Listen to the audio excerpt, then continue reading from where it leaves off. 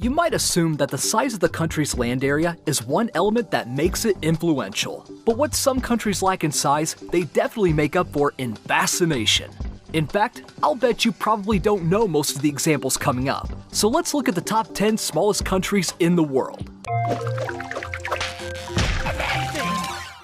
Number 10. Principality of Hutt River.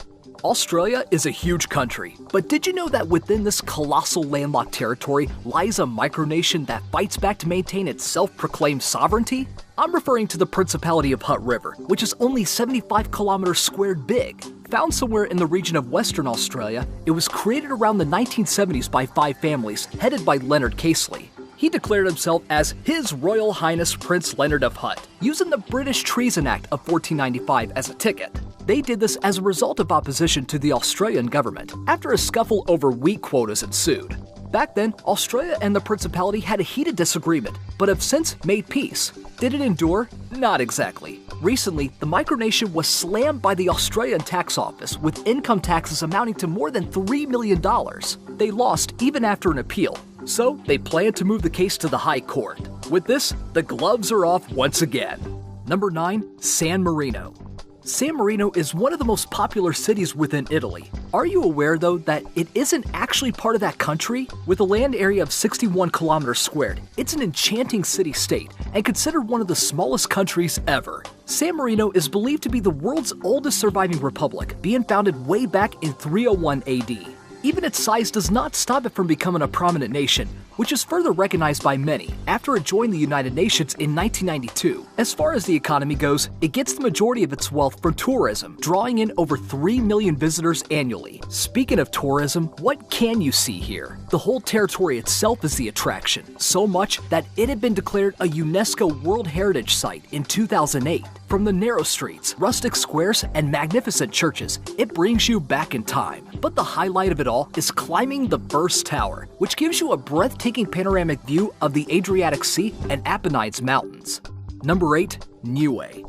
If you're a nature lover and a huge fan of anything rustic and laid back, Niue is going to feel like paradise. This 56 square kilometer Pacific island sits in the middle of Samoa, Tonga, and the Cook Islands, and has a lot to offer to the adventurous soul. For starters, you can ride a motorcycle to marvel at the various natural attractions in Niue. From June to September, you can watch humpback whales as they nurse their calves just near the atoll. There are also plenty of fabulous diving spots that could transport you to another world. After all the sightseeing, you can relax on a hammock and browse the internet through your smartphone, because Niue's the world's first free Wi-Fi nation. With such a great environment, who would want to leave? Apparently, most Niueans would, and have. Its population has been consistently declining in hopes of finding greener pastures. One of the popular destinations is New Zealand, especially since they hold a New Zealand passport. Authorities are hoping a boost in tourism would keep them from leaving while preserving the Niuean language and culture. Number 7. Tuvalu. Another small country in the Pacific is Tuvalu, which was formerly known as the Ellis Islands. It's composed of 9 small coral islands, making up 26 kilometers squared of its total land area. After it gained independence in 1978, it strived to become a self-sufficient nation. Most grown plants are limited to coconut palms, breadfruit trees, pandanus, taro, and bananas due to its soil's porous nature. Other sources of food include pigs, chickens, and seafood, to name a few. Other than that, it heavily relies on trade partnerships with other places, like Australia, New Zealand, and Hawaii. As far as scenery, it has a lot to offer. Its reefs and gorgeous lagoons make it a great place to snorkel and spot various marine life. The native culture is very much alive in Tuvalu, as is seen in people who display traditional dances, as well as locals who showcase basket weaving and wood carving. If that appeals to you, you might want to visit soon, as it may be in danger of disappearing due to rising sea levels. Number 6. Nauru.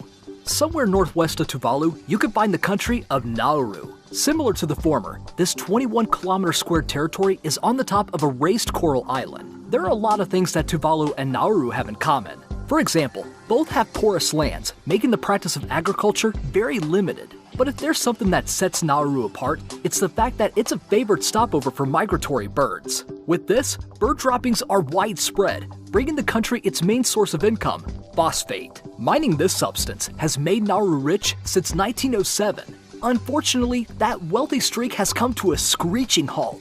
Those long years of mining phosphate has made over 70% of the land devastated and uninhabitable. Forestry in Nauru was stripped away, and in its place, you could find piles of trash that the country could not afford to remove. Since the demand for the mineral ended, it resulted in an unemployment rate of 90%. Now that's a riches to rags story. Number 5. Principality of Seborga. Let's fly back to Italy, where another micronation is. It's known as the Principality of Seborga. With a land area of just around 14 kilometers squared, this self-proclaimed principality is a small town somewhere in Italy's northwest region, near the French border. It was sometime in 1963 that the locals within the area were convinced that they were a separate territory from Italy and declared Giorgio Carbone as the head of state. He was then crowned as Giorgio I, Prince of Seborga. The weird thing, however, is that it still pays taxes to Italy and votes in local and national Italian elections. Perplexing, right? With a very confusing history, do you think people would want to rule this land? Apparently yes. Currently, the ruler, Marcello Menegato, who holds the title of His Tremendous Marcello I, is challenged by Nicholas Mutt, who calls himself His Serene Highness Nicholas I. Mutt has laid out a 5-year plan, claiming that he could do a better job than the current monarch. The battle is so intense that opposing websites were even created. Number 4. Monaco.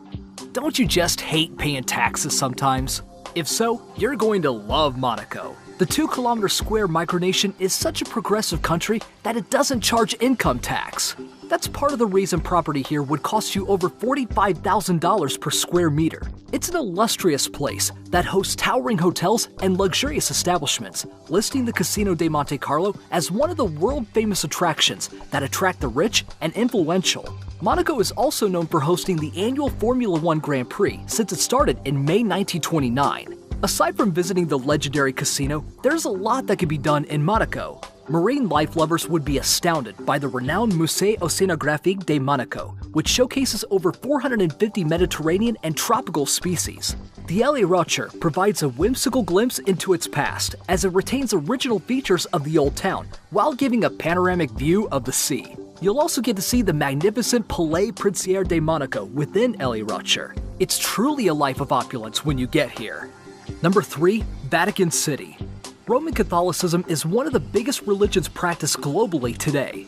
The seat of its influence is found on one of the smallest city-states in the world. This diminutive territory, which has a 0.44 kilometer square land area, is right in the middle of Rome. Marking its borders are medieval Renaissance walls that show regal grandeur.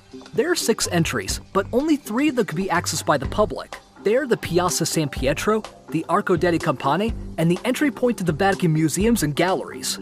It holds 2 famous buildings, namely the Papal Residence Vatican Palace and the astounding St. Peter's Basilica. There are pretty interesting facts about the Vatican City. For starters, the Swiss Guard, not the Vatican residence, is charged with the protection of the Pope, who functions as both the head of the Catholic faith and the city-state. There's also an escape route underneath the city, meant for the Pope's security. And what's curious is that it owns a high-powered telescope in Arizona. What does it need that for? Who knows? Number 2. Republic of Molossia. The Vatican may popularly have been known as the smallest country in the world, but guess what? There are still others that are tinier. Let me introduce you to the Republic of Molossia. It's a micronation somewhere in Nevada with a land area of just 0.00518 kilometers squared. With its self-declared sovereignty, it doesn't pay any taxes to the US government and even has its own currency printed on no less than poker chips. This small territory is ruled by the president, His Excellency Kevin Baugh, and inhabits the area along with 21 citizens and 6 canines. With such a small population in an equally small region, Baugh has all the liberty to enact whatever law he wants. For funny reasons, spinach, tobacco, and catfish are not allowed inside Molossia. Cookie dough is declared as its national food. There are 25 holidays in a year, and one of them is in honor of the former first dog. It all sounds crazy, but it's true. Number 1. Principality of Sealand. We're down to the smallest country in the world, and this is a peculiar one. You see, it doesn't sit on land, but rather on a concrete and steel construction located in the North Sea. I'm talking about no other than the Principality of Sealand, a micronation on the Fort Ruffs Tower, which lies 6 miles off the coast of Suffolk, England. This said territory is ruled by Paddy Roy Bates, who declares himself as His Royal Highness Prince Roy of Sealand. He's joined by his family members and a few of his associates, all of which try to reside on this 0.004 kilometer squared structure. The Principality of Sealand is unique and peculiar in a lot of ways. It has a national anthem and a motto that says E Mare Libertas, which means from the sea, freedom. It has a constitution composed of a preamble and 7 articles to be exact. And the oddest fact is that you could get an official noble title in exchange for a donation. Who knew becoming a lord or lady was this easy? Which country surprised you the most? Are you planning to visit one of them anytime soon? Let me know your thoughts in the comments below. Thanks for watching.